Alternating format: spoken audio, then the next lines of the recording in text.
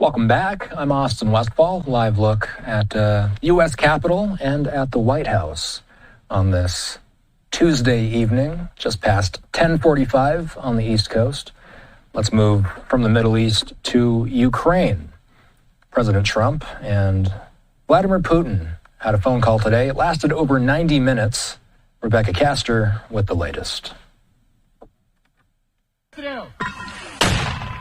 As the fighting continues in Russia's Kursk region, President Donald Trump is making headway with Vladimir Putin on a ceasefire deal. Speaking with President Putin of Russia to save some soldiers who are in deep trouble. They're captured. Essentially, they're surrounded by Russian soldiers. On a phone call Tuesday morning, Putin would only agree to stop attacks on Ukraine's energy grid for 30 days.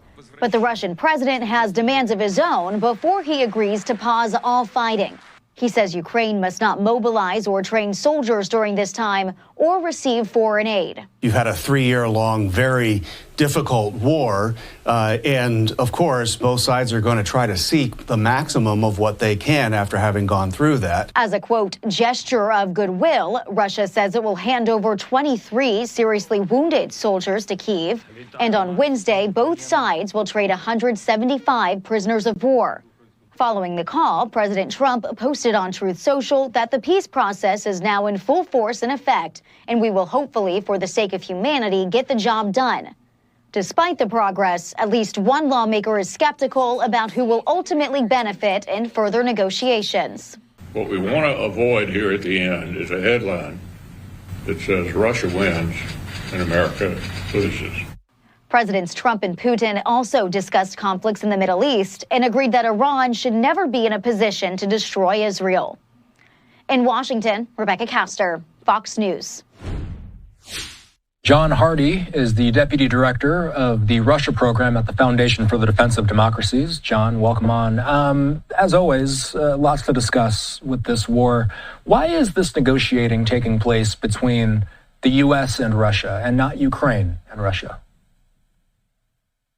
Well, thanks for having me on. I think for Putin's part, he is more than happy to negotiate over the heads of Ukraine and Europe and deal directly with the United States. Putin sees the United States as kind of on his level, and Europe and Ukraine are more of the vassals or minions of Washington. So he wants to deal directly with what he sees as the principle. Of course, for the United States part, cutting Europe out, cutting Ukraine out is not a good idea. It's been good to see some consultations by the Trump administration with those parties. I think it's key that as negotiations move forward, they are really in lockstep. The principle of nothing about Ukraine, without Ukraine, nothing about Europe, without Europe, should really be guiding stars for the administration. So President Trump described the call as, quote, very good and productive, John. What's the value in the U.S. and Russia having a good and productive relationship?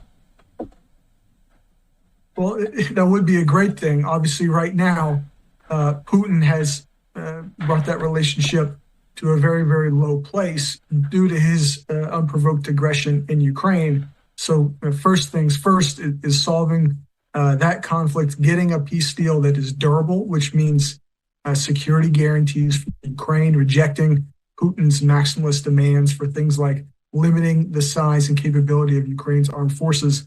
And then in addition to those European-led security guarantees, America is going to have to do its part to ensure Ukraine has all the weapons, munitions, intelligence, et cetera, that it needs once the conflict is over. And of course, there are ways to kind of defray the cost, the burden on the American taxpayer in doing that.